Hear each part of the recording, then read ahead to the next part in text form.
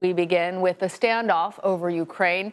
President Joe Biden is speaking with Russian President Vladimir Putin as fears grow that Moscow could launch an attack on Ukraine in a matter of days. This comes as the State Department orders non-emergency employees to leave the U.S. Embassy in Kyiv and urges Americans to leave Ukraine. Russia has staged most of the forces it needs to launch a full-scale invasion. Meanwhile, the U.S. is deploying more forces to Eastern Europe. CBS News correspondent Christina Ruffini begins our coverage.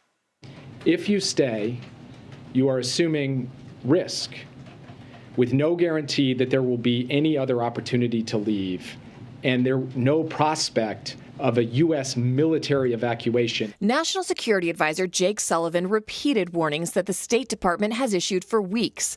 But the message for Americans to leave Ukraine came with a new sense of urgency. We obviously cannot predict the future. We don't know exactly what is going to happen. But the risk is now high enough, and the threat is now immediate enough, that this is what prudence demands. U.S. officials say Russia now has 80% of the forces it will need to launch a full-scale invasion, and the rest are en route. More than 100,000 Russian troops are amassed along Ukraine's borders, to the east in Russia and the north in Belarus. We're in a window when an invasion could begin at any time. And to be clear, that includes during the Olympics. Friday, the Pentagon announced it's sending 3,000 more troops into Poland. They will join the 3,000 others already there and in Romania to reinforce allies should Putin decide to make a move. But the White House says the American military is not going into Ukraine to fight Russia or even to help evacuations. That's a world war when Americans and Russians start shooting at one another. In an interview with NBC, President Biden said Russian President Vladimir Putin knows not to put American lives at risk. I'm hoping that if, in fact, he's foolish enough to go in, he's smart enough not to, in fact, do anything that would negatively impact on American citizens.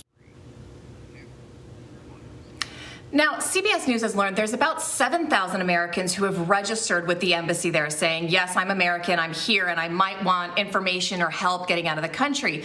But there could be as many as 30,000 dual citizens, permanent residents, people who live in Ukraine but have some sort of U.S. citizenship who may or may not want to leave. A lot of them have family, businesses, and homes that they're not ready to walk away from until they feel there's a real imminent threat. Anna?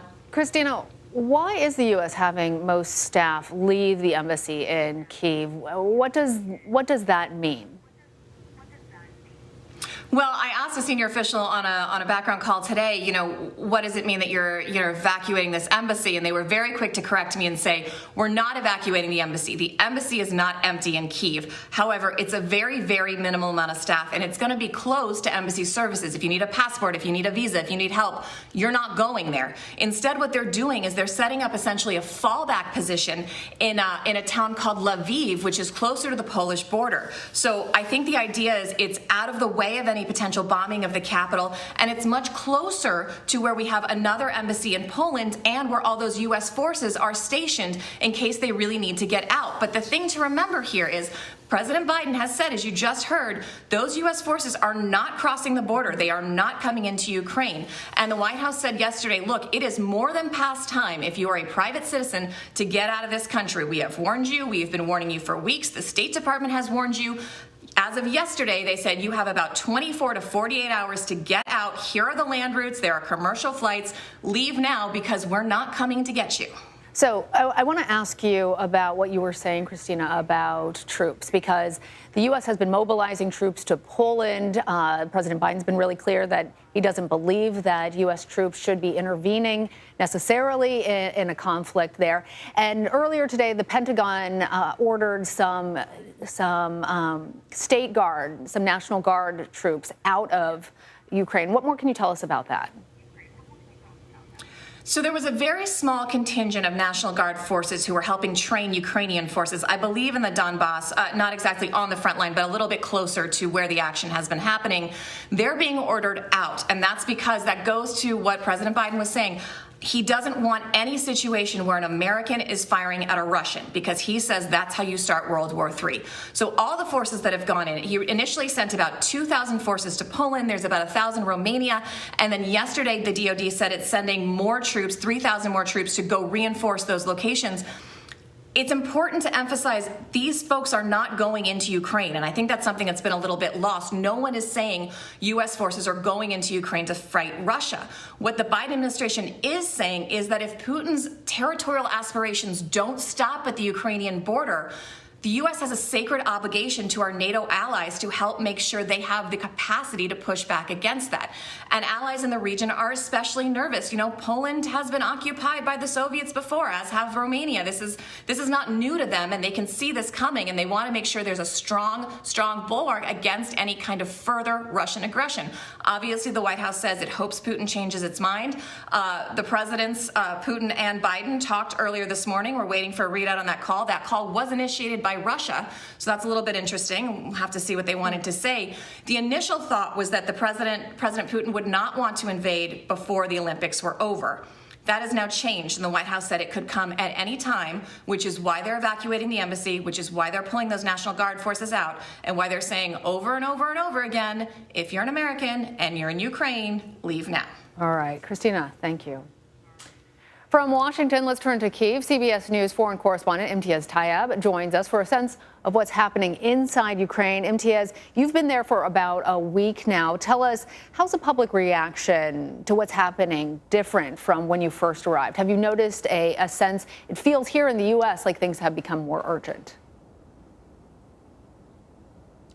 Hey, Lana, good to talk to you. Yeah, it's been very interesting to sort of see how things have evolved. Obviously, in the U.S., this sense of urgency, this sense of palpable fear, very much in the air. But here in Ukraine, really for the last week or so since I've been here, it's felt very different. A week ago when I arrived, people were living their lives as normal, going to restaurants, going to bars, going to work, and generally carrying on with their lives. But something changed today.